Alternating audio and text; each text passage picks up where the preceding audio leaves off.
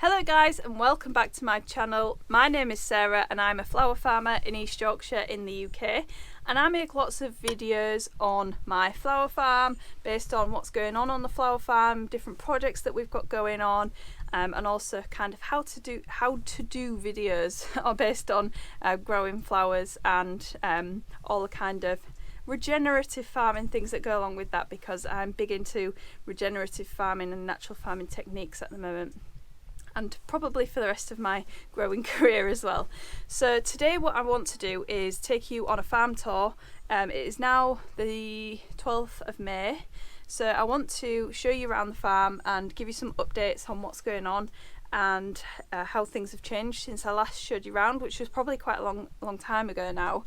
And just heads up, if you see any random guys hovering around in the back of my video, it's because I have a reporter and a cameraman here today from France, all the way over from France, and they are just going to be filming some bits on the farm, and they want to film me creating some YouTube videos, so they are going to be probably present in the back of a couple of the clips, but just ignore them and try and focus on the content that I'm providing you with. And maybe you'll see me on TV in France in the next few weeks. If so, I will post it on my socials so that you can watch along with it as well. And if it's too embarrassing, then maybe I'll just not provide the link to you guys. So anyway, let's get on with it and we'll go and have a look at our front flower field.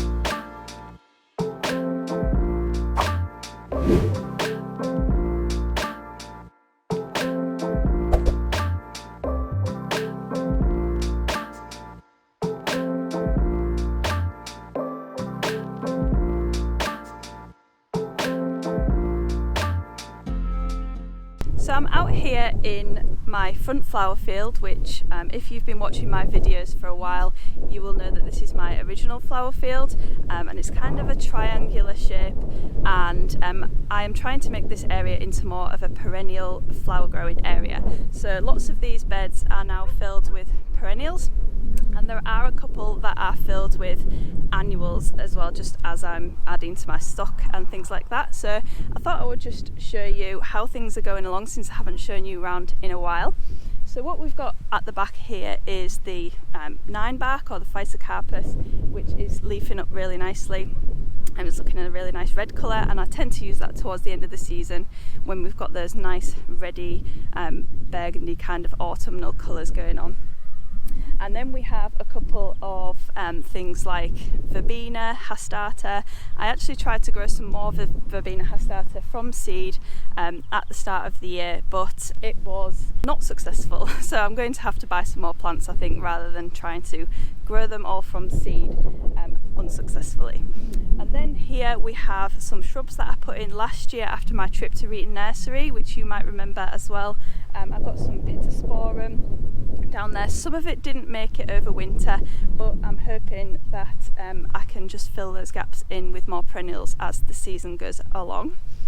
And then here we have some penstemons and geums. I have been picking from the geums and they've been really lovely so far this year, and I'm just still waiting for those penstemons to come into flower there. And I also have some more geums here and some of the lamb's ear, and that's got tall enough stems on it now for me to pick, which has been really nice to put into some of those early spring bouquets. It goes really nicely with the pastel-y colours that are on the ranunculus and things like that. And then here again is another fresh bed of perennials. There is the salvia, and then we have some eryngium as well, so hopefully they will bulk up and we will get some nice flowers off those this spring and also this summer, sorry. And then we have the astrantia there, which is flowering and looking good too. And then a little bit more lamb's ear. I think that maybe I'm going to have a bit too much lamb's ear, but we'll see. Maybe I have to pull some of that out depending on whether I use much of it or not. And then I have a couple of beds of dahlias here. The dahlias are sprouting up really nicely. So far I've managed to avoid much slug damage, but I'm hoping to maybe put a few more slug pellets on those beds just to make sure that the slugs don't cause too much damage, because last year they really knocked them back, and I didn't really get any good dahlias until July and August time. And these are also the 2 beds that I put the goop on, which was the living soil amendment, and I'm hoping that's going to make a difference to the dahlias this year, and they are going to grow really nice healthy plants in that area there. And then just in front of us here we have some artichokes. They are looking really good. They're probably about 3 foot tall, and they're producing their first artichoke flowers now. So I might actually pinch a couple of those off to try and eat in the next couple of days, because they look really good. But I always use lots of artichokes in my flower arrangements, and lots of you guys have shared with me that you are using them too. And even the leaves are really good to use in bouquets. I really enjoy using those in the bouquets because of the nice grey coloured foliage and the kind of texture that it is and everything. And then moving on to another dahlia bed here. We've got some more things shooting up in here. As they shoot up a little bit more, I just need to check which holes are actually empty, because some of the tubers didn't make it over winter and some of them did. We just need to make sure that we get those holes planted up in the season to make sure that we have full beds of everything that we want in the flower field over summer. And then here we have the craspedia. This was planted up last summer. It overwintered quite well, so I have a few plants remaining here that managed to survive over the winter. Next year it might be a good idea to maybe put a fleece over it or something, just to protect it from getting too cold and dying over winter, because it would be cool if we could leave it in the ground and have early craspedia flowers in the spring. So those are trying to come to bud now and flower, and I have got another tray of craspedia that I'm thinking, it wasn't my plan to put the craspedia in here, but I'm thinking I'm going to put it in there, and then we've got another bed of craspedia, and then the perennials can just wait until the year after. Then here we have a few bits of dusty miller and things like that, and just some random bits and bobs in this bed here. So once we get a little bit more of a stock of this bed here, I can start splitting them out and making sure that things match, and we've got full beds of things, or at least full blocks of things, so that it's a little bit easier to pick from. Because we do have some astrantia in here that is also in a bed over there, so it'd be nice if all of the astrantia was together, for example. And then here we have 2 of last year's grass beds, which we have some greater quaking grass there, which just needs, it's just coming to flower now actually, and I wasn't expecting that to overwinter either, but it has, and it's looking good, and it's really nice element to put into bouquets. It kind of adds that nice bit of movement and things. So I have planted some Ceteria italica in the front here. I've got a couple more to plant out there, but I am going to end up having a lot of grasses this year, because I did sow a lot of grasses this season. So I just need to finish planting that up, and then we are ready to leave those to harvest. And then here there's a bed of eucalyptus. I've showed you this bed of eucalyptus before when I was coppicing the eucalyptus in my last video, and it is looking very pathetic, but there is some new growth on some of the eucalyptus, so we will see. Hopefully it will be okay, and I have sown some more. If I need to grow some more in these beds here, I can just replace those if they've died off or something, because my seedlings are looking very healthy, my eucalyptus seedlings, so hopefully when planting them in the middle of summer they should get off to a nice good start, and then they're not going to suffer this winter when they go in. And then here I have another couple of beds of dahlias. These are the ones that are mulched with alpaca wool, and they are looking really nice. The dahlias are growing up nice and big, and yesterday I lifted up some of the alpaca wool, and we've got some nice fungal mycelium growing under there, so that should be beneficial to the dahlias. We will see. And then here we just have a bed of nigella that was autumn sown. It's kind of got buds on it now, so I'm hoping to have flowers in the next few weeks, and they're looking really nice and healthy. So that is this area of the field. That is the overview of this area of the field, and we'll move over to the other side over here, and I'll show you what's going on there. Here we have the Alchemilla mollis looking really good. I think in the next couple of weeks it's going to be flowering. It's looking very close now. Last year it had tons of flowers on it for ages, so I love the Alchemilla mollis as a filler. It's a really great filler. And then here we have the Achillea. It's looking a bit sparse and a bit kind of slow this year. I have sown some more because I would like to have a bit more of that. It's a really great filler to have. If you want to, you can check out my top 10 favourite fillers in the video above. I'll also link it down in the description and you can check those out. Here I have some lupins. I planted more lupins because you guys love the lupins and I love them too.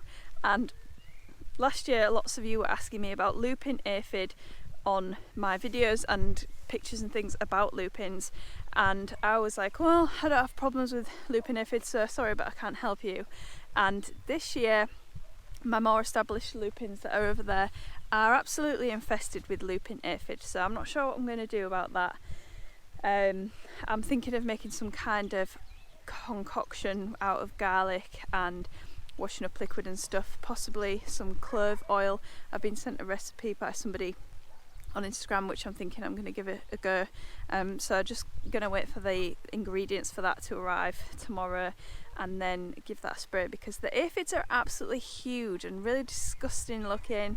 And I actually just googled something to do with aphids and it was like, aphids are classed as the lice of the plant community, the plant world, and I was like, ugh, it's like plant lice, how gross. Then we have some ox-eye daisies at the bottom there. They're not long away from flowering either. And then we have here, this is kind of a bed that needs sorting out because it's got a bit of all sorts in there. There's some eryngium down here, and then there's a little bit of verbascum, southern charm in the middle, kind of a bit sparse looking. And then we've got a few artichokes, bits and bobs over there. So that this bed kind of needs sorting out and making sure that it's kind of full, and also a little bit more structure to it than just random bits dotted about. I like to have things in blocks so that it's kind of more organised and easier to pick the flowers, etc. And then just at the front of this bed here we've got some giant scabious. That's also kind of patchy. I need to either sow some more of that from seed or sort of divide that into the empty holes that I've got. And then further towards the back there I've got some sea lavender, which is a variety of limonium. Usually I don't use a lot of that fresh, I usually dry it or kind of not use it at all. But this is the lupins which have been affected by the lupin aphid. I'll put some close-ups on the screen of how bad it's looking. It's starting to make it wilt, and I kind of really wanted to treat it today, but I'm just going to have to wait for the stuff that I've ordered to come. I've ordered some clove oil and stuff to come tomorrow, so I'm just going to have to wait and hope and pray until then.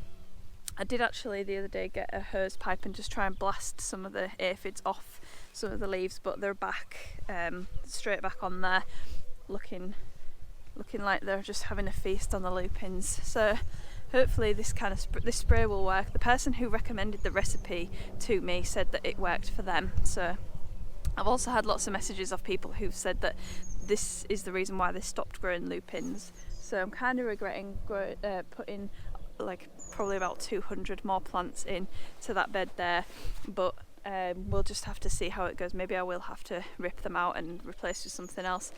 Some people have said that it can be hit and miss, so some years you have loads of them, some years you have some years you don't have any, so we're just going to have to play it by ear and see what happens. And then behind me I have the sedum.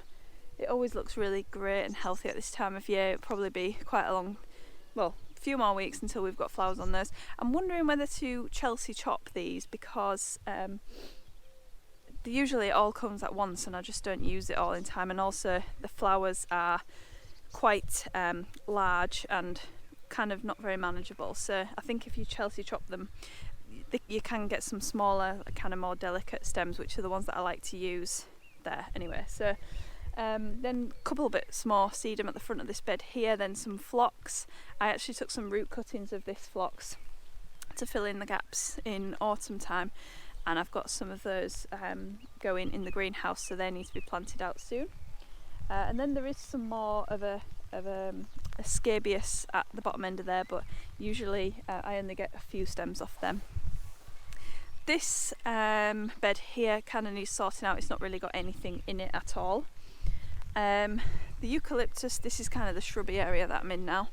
The eucalyptus are looking good. If you watched my last video about coppicing the eucalyptus, then you'll know that they are going on fine anyway. And then these are the ones that I have coppiced, and I've just noticed now that they've got some buds on, so that's a good sign. There's some self-seeded honesty here that I've left here. Sorry, not honesty, it's Hesperus. I've left it here for the last couple of years, and it kind of gets bigger every year. And I actually don't mind it being there because it's really, really nice. And then what do we have? Oh yeah, I'll show you my hedge. I haven't showed you this yet since I've planted it. And just in this area here behind these rose bushes that I've got here that I barely ever pick from, I decided to mow a little path around the corner. Hopefully the camera's picking it up. I think it's really cute, so I'll walk you through.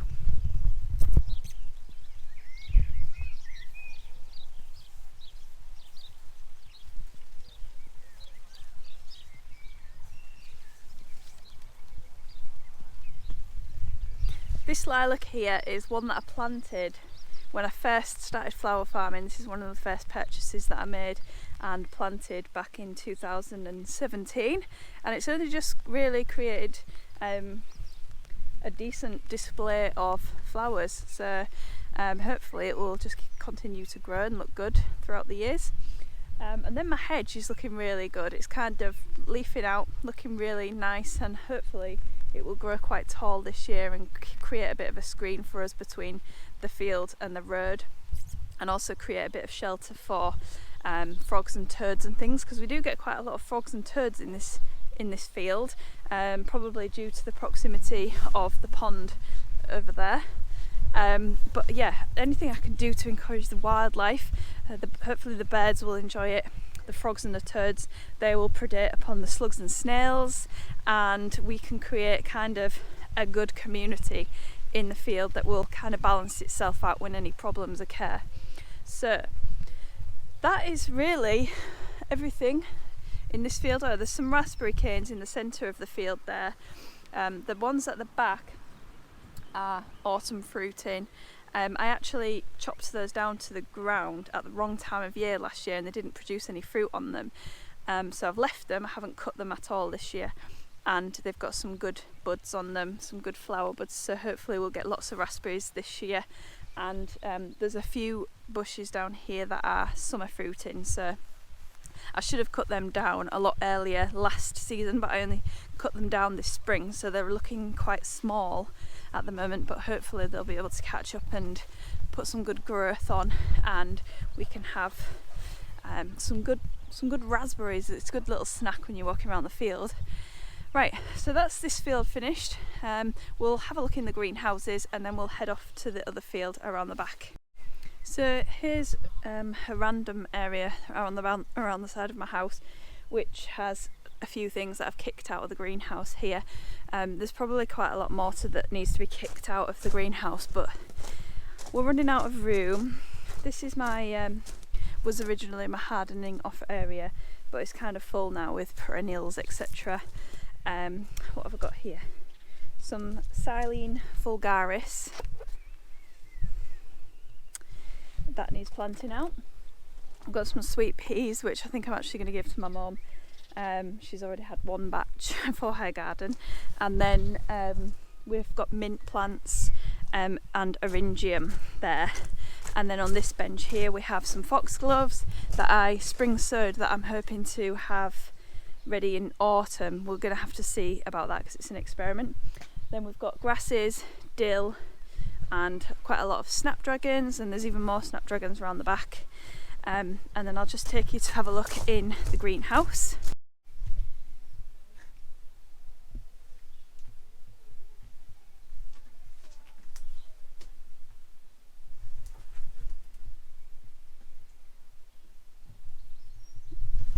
So mostly in here it's amaranthus, and that's because I've not kicked it out yet, and I've been doing lots of potting on of the amaranthus. And I just want to show you this. This is huge in terms of the way that I usually get amaranthus to grow, and usually never get plants this big. It's usually more like this. These have been potted on last week, but those were potted on a little bit longer ago, and they just look amazing. I've never had them looking that big before, so I'm hoping that's going to translate into big plants out in the field, because sometimes amaranthus struggles for me. Some years it's giant, other years it's really small. It's like no bigger than knee height, but I mean those aren't even far off being knee height now anyway. They've still got a little bit to go, but I believe that they can get there if they carry on the way that they are growing. And the thing that I did different with them is I put them in a potting mix of peat-free compost, some mycorrhizal fungi, even though I have since learned, or I did actually know this at the time, but I just ignored the knowledge that I had in my brain. The amaranthus don't make mycorrhizal fungi, mycorrhizal connections with fungi, although maybe they do in some kind of way, but not in the normal sense, as far as I'm aware. And also the same goes for brassicas, etc. So I also put them in some worm castings and some biochar. So one of those is obviously doing a great job at creating really healthy big plants, so we will have to separate those out and see what comes of those. And then we have things like the dahlias that I've been pre-sprouting in here. These are looking kind of ready to go out now, looking really good and healthy, so those can go out in the next week or two. By now it's the 12th of May, we shouldn't get any more frosts. So we were caught out by a surprise frost middle of May, not last year but the year before, and I'd already planted out some amaranthus and things, and they did get damaged by the frost, but I won't be making that same mistake again, so that's why a lot of the amaranthus and dahlias and things are still in here. Although there have been dahlias out in the field, they haven't really got damaged by frost because we haven't really had any since they have emerged. And then there's a tray of foxgloves here that didn't move because there was a giant spider underneath them and I just didn't want it crawling all over me. And then more amaranthus, more tomato plants, and here I have an experiment. So these tomato plants were just potted up into plain potting compost, but these two were potted on further into, this one's got 20% worm castings and mycorrhizal fungi, and this one is just plain old compost, potting on compost, and it's looking extremely close. However, the vermicompost plant was shorter to begin with and smaller, so it has caught up. And last week I made a comparison and I put it on my Instagram stories, and I actually think the vermicompost one was looking better. I think it had a bigger surface area of leaf surface area, and I also think that it kind of had a few more branches on it, and it was kind of looking like a deeper green, more healthy looking plant. But in the last week or so, the other one has caught up and they kind of look very similar now, so it's hard to tell the difference between them both. So we'll see when it comes to cropping fruit off them and just overall disease resistance and things like that over the season. So we'll keep an eye on that. I'll keep coming back to that when I'm doing my tours. And that is about it for this greenhouse here. Oh, there's some eucalyptus and things. They got fried yesterday because it was quite warm yesterday and they weren't watered, but I think I'm going to have to snip the tops off those because they're looking a bit frazzled. But then yeah, we've got delphiniums, some celosia. It's not looking too healthy, the celosia, so I'm not sure on the fate of that for the rest of the season, but we'll see. And then we've got some bells of Ireland there that really needs potting on, and some larkspur that kind of sporadically germinated as well. So that's it for here. We'll go around the back of the farm now and we can have a look there.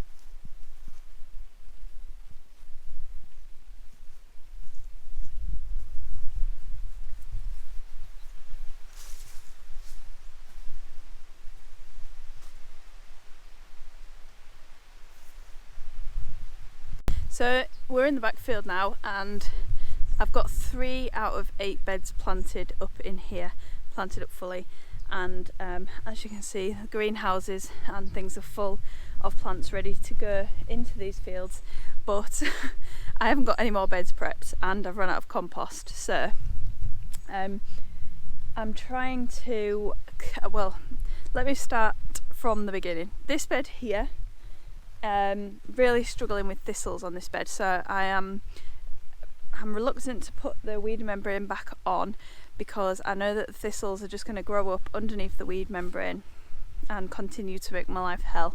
So I'm leaving it off for now, and I keep kind of weeding it and hoeing it when I can, just to try and reduce those thistles and hopefully weaken them eventually. And that same goes for inside the polytunnel, because that is the advice that I've received from quite a few of you guys when I speak about my problems with thistles in the polytunnel and in this bed here. The best thing to do is just keep digging them and weakening the roots and weakening them. So it's a bit annoying because I could use that to plant out, but I just daren't do it because I know that the thistles will take over with a blink of an eye. So I'm avoiding that, and I'm not really sure what to do about it either. I hope you can still see me because it's raining, but I'm okay about the rain because we need it. Here is the bed that I interplanted foxgloves and snapdragons, and then also at the end there's some sweet williams and some hesperus. These things are coming on okay. The foxgloves are looking very small and kind of pathetic, so I'm just wondering what's going to happen to them, but time will tell. We'll have to see how they go. I don't think they're going to be flowering in spring, put it that way. And then this bed is fully planted with agrostemma, corncockle, limonium, Greek cress and scabious, I think. And the slugs or, I don't know, birds or whatever have had quite a lot of the agrostemma, the corncockle, which is a bit annoying. Here we have some larkspur, and then this, for some reason, none of those larkspur survived. So I planted in there some spring sown larkspur. This is autumn sown here. Spring sown is just in a line there, so that's why that is looking a lot smaller there. And then we've got some corncockle, some buplorum, some cornflowers, and some Ami majus and Ami visnaga. The Ami is looking really good. I'm really pleased with the way that the Ami is looking, because usually they don't do that well for me. This bed is empty, as you can see. It's full of weeds, so I need to, that is one of my next jobs, like that's quite high priority on my list, is to get that cleared so that I can plant it up with all of the plants that are waiting in the greenhouse. So as you can see, the job list is stacking up in spring. That's just what it's like at this time of year, but it's good when we get everything in the ground and we can just wait for everything to start flowering. So in here, let me just take you briefly back outside. The last 3 beds there should actually be 4, but there is 3 under a silage tarp there. So I bought some silage tarp, which was primarily to cover the area behind the polytunnel because it's been like a weedy mess for years, and I really want to grow plants in there. But they sent me a roll of silage tarp which was twice as long as what I ordered, so I thought, whilst I'm like behind with all of that weeding, I can just put the silage tarp over it, and things aren't going to progress any further than the way that they are now, and I'm not going to get sort of drowned out by weeds. So hopefully that's going to work. I wish I'd have just put a silage tarp over the whole thing back in autumn to prevent this from happening, for the weeds taking over, but we live and learn. And what I'm hoping to do in the winter actually is cover crop everything anyway, so we'll have to see what this winter brings. There's lots of wait and sees at the moment, because there's always lots of learning curves and lots of new experiences that we want to gain when we are flower farming. So in here we've got some Rudbeckia in the corner there, some buplorum, that's a tray that didn't really germinate that well, asters, nasturtiums and some achillea, that I want to put out in the front field. More asters that haven't been potted on yet. And this is a tray of pansy antique shades, and I saw this on Jenny Love's Instagram feed a few weeks ago, and somebody asked what variety of pansy it was, and I immediately went online and bought the seeds for it, and they've actually germinated, and I haven't ever had much success with germinating pansies before. I'm not sure if I'm a bit too late to the party, because obviously they are more of a spring kind of flower, but I germinated those in the dark, so I upturned another tray over the top of it until it germinated, and I've just uncovered them now because they are germinating. And then up on the top here I've got some trays of cosmos and some limonium, some rat tail statice, and then here we have some experiments going on with vermicompost and things like that, so I'll update you on that when I have a few more results to share with you. Some ammi that I've just left in a tray there because I've potted on enough, and I just thought I'd leave that there just in case I need backups. Then I've got some sunflowers, more cosmos, more zinnias, some phlox. My first batch of phlox didn't germinate, so this is the second batch and it's looking really good.